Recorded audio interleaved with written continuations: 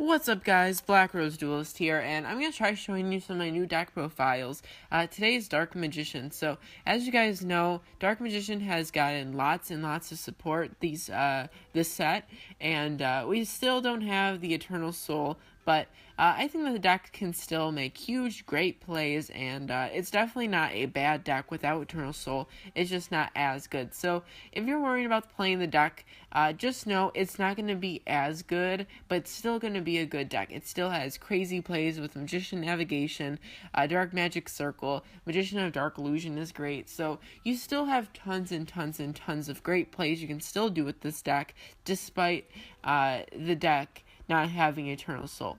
So the deck, as a total, I play 40 cards, 15 in the extra, and the side deck is just me showing you what you could also play in the deck. This isn't actual my side deck. So onto the actual deck. So I have 3 Dark Magician, 1 Dark Magician of Chaos, 3 Magician of Dark Illusion, 2 Coco, almost said Choco, Magician Girl, 3 Magician's Rod, 1 Magician's Robe, 2 Maxi, 2 Veiler, 2 Allure, 1 Dark Magic Attack, triple Sacred Swords, a 7-star, 2 Dark Magic Veil, 1 Dedication through Light and Darkness, 2 Illusion Magic, 3 Dark Magic Circle, 3 Magician Navigation, 3 Bury and Mirror Force, and 3 Escape from the Dark Dimension. So now let me get into the extra deck, and then I'm going to talk to you what every card really does in the deck and why I play each card, because this is a deck where you can really play it many ways. It's not a deck like Cosmo where you know exactly what you're going to put in it. This deck is not like that. You can run this a very, very different amount of ways. So the 2 Dark Paladin, I just put this in here to show if you want to play Prisma. Red Eyes Metal Dragon. This card's really, really good if your opponent has like 2,500.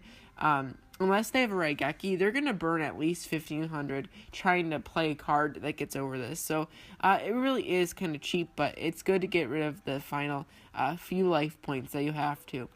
1 Mecha Fan Beast Dracosack, 1 Big Eye, 2 Ebon Illusion Dragon, or is it Ebon, and then 1 Ebon High Magician, 1 Utopia Lightning, 1 Trapeze, 1 Utopia Normal, 1 Heartland Draco because you have continuous spell, and it can attack directly, which is pretty good. 1 Castel, 1 Abyss Dweller, and 1 F-Zero. Okay, so, the deck. You obviously need the 3 Dark Magician, right? The problem I had with this deck is making sure, number 1, you can get Dark Magicians out. When I played the version with more Dark Magician of Chaos, the Kaikus, the Prisma, the Monk, even the Mahad, I felt like it was really, really, really hard to get out a Dark Magician. Number 1, if it's in your hand, it's going to be dead unless you have navigation. So you have to find a way to get to your hand without it being dead. That's why I made it more of a banish-centric build. I have the 3 Sacred Swords, 7 stars, and 2 Allure, and 3 Escape from the Dark Dimension. So, Dark Magician isn't usually dead in your hand because you have either one of the 3 7 stars, one of the 2 Allures, or one of the 3 navigations, or 2 of the Coco Magician Girl, which can discard it to draw a card. So, Dark Magician in this build is not dead. I figured in the build with Prisma and Monk, you're going to get a lot of the Prismas and Monk, and you're going to get Kaiku maybe. You're in the build with Dark Magician, Chaos, and Mahad. You're going to end up drawing these cards. And yes, these cards can be good and give you some combos, but I really feel like when you try to take away from Dark Magician and make Dark Magician not the center of the deck, it really ruins the deck. I play 1 Dark Magician of Chaos and 1 of the Dedication because it can really do some really big damage. Attacking with Dark Magician after doing the 25, you can tribute Dark Magician during your battle phase since it's a quick play. Summon Dark Magician of Chaos, attack with another 2,800. That in total alone is 5,300. So if you get another 2,700 on board, that's game. And then you also get to add a spell in your graveyard. In the past, I did have a build where I played 3 DMAC and 3 Dedication of Light and Darkness. That build wasn't necessarily bad. I would advise that over Prisma, honestly. The only problems I had with it was I would open with like 2 or 3 Dark Magician of Chaos, and it would be really bricky. Also, the Dedication, you'd have to play 2 or 3 of it. So it really did get bricky. But I found 1 and 1 decent, especially because you can summon it from the graveyard. Now, the really good part about this card now is when it dies, it gets banished. Guess what this thing does?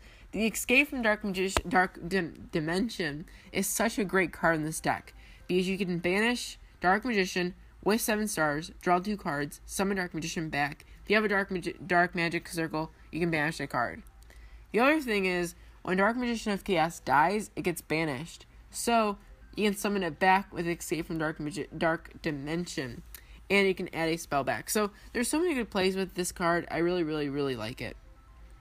Moving on, the Dark Illusion, you kind of have to play 3. When you play a spell or trap in your opponent's turn, you can special summon it. I play the 3 Burying Mirror Force as my defense. The reason for this is, number 1, I find Solemn Strike kind of horrible against Cosmos.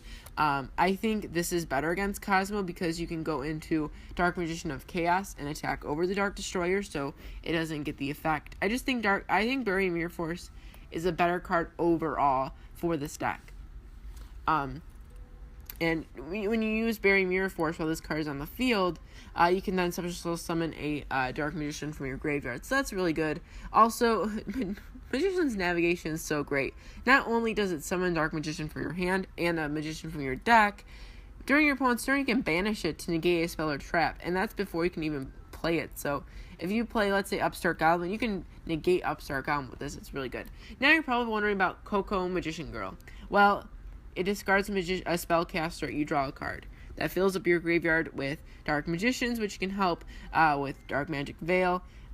It can help with draw power, and most importantly, its second effect. When this thing gets attacked, the effect activates where it special summons a magician in the graveyard. The attack then gets directed to the magician it attacked, but the monster your opponent controls attack gets halved. So, I really do not see your opponent having a 5,600 attack monster or a 5,000 attack monster. It's going to be really hard for them to get over it. But it's really good, especially with DMOC, because then you can add a spell from your graveyard after it as well. And it's just really good first turn. If you can summon Coco Magician Girl, send Dark Magician to the graveyard, draw a card. Hopefully you have Dark Magic Circle. When your opponent attacks Coco Magician Girl, you special summon Dark Magician, banish a card with Dark Magic Circle. You now have a 2,500 beater. It just really works. The 3 Magicians route is like a Stratos. It searches Dark Magic Circle, Illusion Magic, Dark Magic Attack, Navigation 2, right? Or is it just spell? No, you can add that too. Then you have 2 Maxi and 2 Veiler. At first I was kind of weary about it. A lot of people play these. I think they're okay. They're not necessarily the best, but I found them better than these, honestly. Magician's Robe. This is probably the one card in the deck that I would axe if you wanted to add one more. Let's say Solemn Warning, Solemn Strike. It's good. It's not amazing. During your opponent's turn, you can discard a spell or trap to summon a Dark Magician from your deck. It's a quick effect. This is good because you have Dark Magic Circle, so you can interrupt your opponent's plays when your opponent summons a card or activates a card. You can change its effect, send a spell, special summon Dark Magician, but then also play Dark Magic Circle to banish a card in your opponent's field, so it can really interrupt plays. I like it, and you can resummon it a lot too. I explained the 2 Alert and the 2 7 stars. I play 1 Dark Magic Attack because there's still a lot of decks that don't play back row, and it kind of can get really bricky. You really don't want to open with 2 of this. If you have 2 of this in your hand and your opponent doesn't have any spells or traps, or you don't have a Dark Magician, and it just really is bad. And then when you draw into it, when you really need something else, it can really be bad. So it's good when you can add it with a Rod and then destroy all spells and traps. I definitely wouldn't advise playing 3. If you really want to play 2, you could take out Magician's Robe, but I think 1 is fine, and you can side another against more back row heavy decks. I explained that. 2 Dark Magic Veil. This card is extremely good. I think it's kind of underrated in the whole Dark Magician builds. But basically, if you have a Dark Magic Circle, not only are you summoning a Dark Magician that you can exceed with, attack with, but you can banish something with. And it's not just that, it's also from the hand. So if Dark Magician's bricking your hand, you can summon it from the hand. If DMOC's bricking in the hand, summon DMOC. Not only does DMOC not come out with 2,800, but then you also can add Dark Magic Veil right back. It's kind of crazy, honestly. I explained dedication. I'm honestly the biggest hater of this card, but you do need it. I get really angry when you brick Dark Magicians, and this card bricks with them even worse. So say you end up drawing 2 Dark Magician and Illusion Magic. Illusion Magic's pretty useless, but there always is that hand where you need a Dark Magician. You have Navigation, you have Dark Magic Circle, you have all these cards, but you don't have Dark Magician. So that's when you have to go with Rod, search Illusion Magic, treat it, summon, get 2 Dark Magicians. You need it, even though it can brick badly. Talk about Dark Magic Circle, the card is crazy. Navigation's also crazy. Talk about this, talk about that. Now, the side deck options. I kind of talked about all of these, but the DMAC version, if you wanted to play more of a beatdown, kind of fast build, this is really fast and really powerful. This one's just a little more risky because you can easily brick with the 3 DMAC and the 3 dedication, but being able to spam going dedication, play Dark Magician to Chaos, add a Dark Magic Veil, summon another Magician, and then whenever DMAC dies, you just summon it back with Escape from Dark Magician, Dark Dimension, add back another Dark Magic Veil. It's just kind of crazy the combos you can do. I really hate this card. I honestly maybe play this over Magician's Robe. The reason I say that is that it's a level 7, you can banish with 7 stars. It's just a really bad card to open with. It kind of is dead. You can discard it with Coco and 7 stars, but that's about it if you open it with your hand. So it's good if you can draw it. I would side it against Cosmos because when it battles a dark, it goes 5,000 attack. It can attack over Dark Destroyer.